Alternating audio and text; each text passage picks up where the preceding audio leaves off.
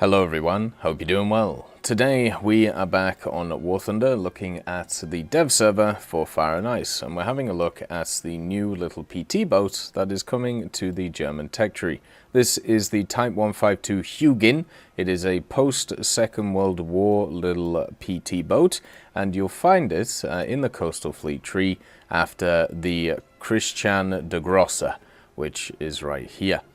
So it's part of that kind of third line they're creating. They seem to be trying to do it in a lot of different nations. You can see here with the Americans they're trying to do similar stuff, and eventually with others such as the Soviets you can see that they've done it for a while. So the Hugin is a pretty interesting little machine, and as a person who is very who has over the years found it very enjoyable to play the 3.0 American PT boats, the Hugin, I think, will be one that I'll also enjoy.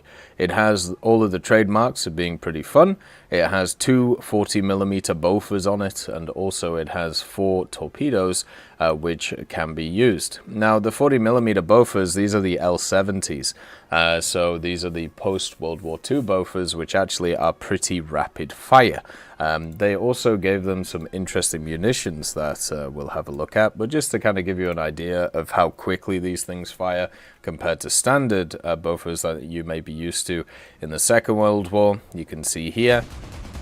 Now the fire rate is incredibly high, and that means that you can do a lot of damage incredibly quickly with a vehicle like this, and that is something that at the higher echelons of Coastal, it's basically whoever shoots first and whoever can put out the most damage first is going to win. So something like that is going to be super useful for this machine. Now, it's backed up when it comes to its armaments from the 40s with some torpedoes. These are the G7As. They have a travel distance of 14 kilometers. That isn't too bad, and a maximum speed in the water of 56 kilometers an hour.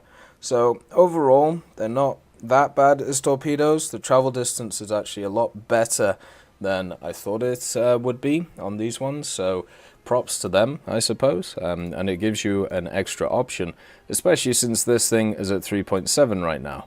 What that means is it'll face a lot of destroyers, or at least early destroyers, and since the early destroyers sometimes don't pay attention to you and also don't have a lot of secondary armaments, you can maybe kind of get close to them and then bonk them with the good old torpedoes. So you can see the torpedoes here all set up in their charges. The 40mm do have one more trick up their sleeve as well.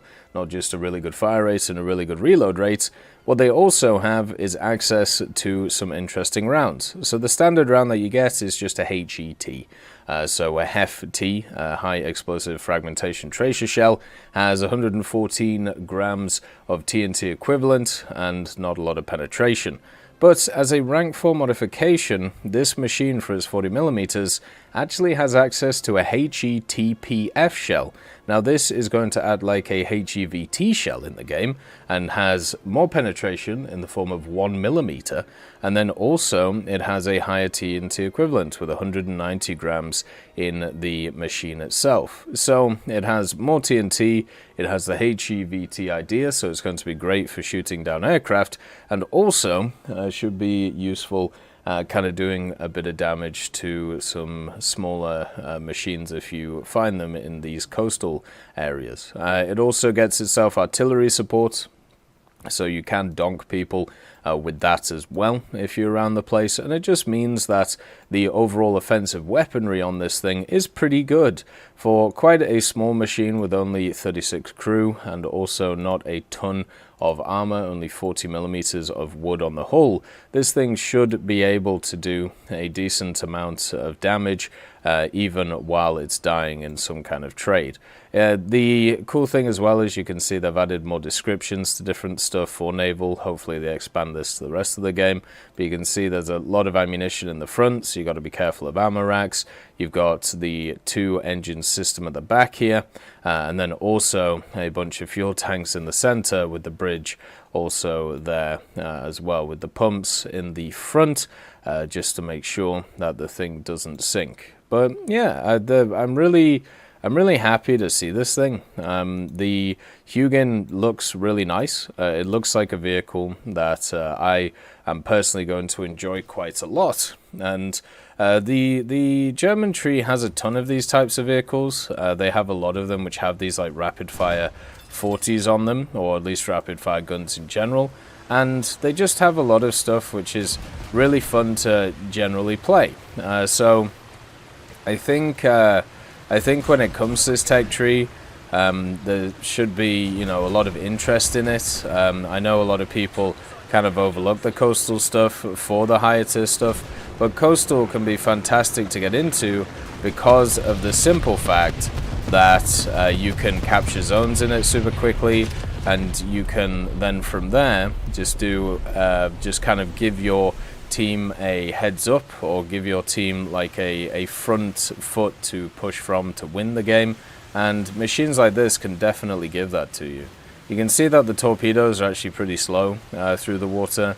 You could actually go faster than them, so be a little bit careful of, I suppose, nuking yourself, even though I don't think you can do damage to yourself, unfortunately. But at the same time, with the general guns, the 40s are just going to tear apart anything that is close to you in VR, and the torpedoes will be able to take out a bunch of destroyers, or they'll be able to take out a bunch of different things to hopefully set themselves up. You can see there what they've actually done with AIs, by the way, if you didn't know this.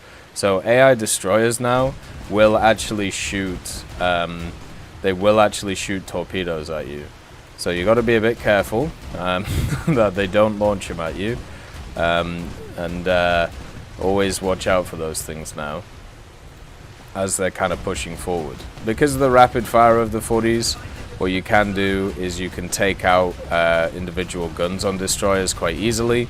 The optics on this thing are also quite nice that you can move in on. But you can see here, like on something like the Farragut that we have in front, the 40s can rip and tear and take out all the turrets super quickly, even with just like a few shots, and there you go. It now can't fire back, only with like the smaller guns. And with the smaller guns, you can maybe try and like take some of them out as you kind of go along, or at this point you can kind of torpedo it. So there is ways that you can use this thing offensively against destroyers. Obviously the destroyer will have the advantage because it just has to land one shot on you, but doesn't mean that it's impossible for you to to kill these things. So I'm really happy to see this. It's a super interesting vehicle. It's basically my favorite type of vehicle when it comes to naval. Just a fast PT boat, very maneuverable, a ton of really cool firepower, and also with a nation which has some pretty cool lineups in it. And it's also just nice that they are continuing to add stuff to Naval Coastal, because it is my personally preferred part of the game. So it's really nice to see. Hopefully they continue.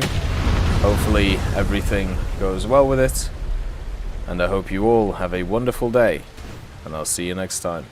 I'd like to thank Forge, Siegebreak, Carrion Crow, Nicholas Richardson, Elove Goat, Pyman, Winter Scientist, Merciless Reaper, Orange Tail, Teddy, Daniel Stanton, Moxie, B. Young, and also Sem Arslan, Wilkski, Uncle Bean, Derek R., Bareen, Lafouche, and Samuel Slick for supporting the channel.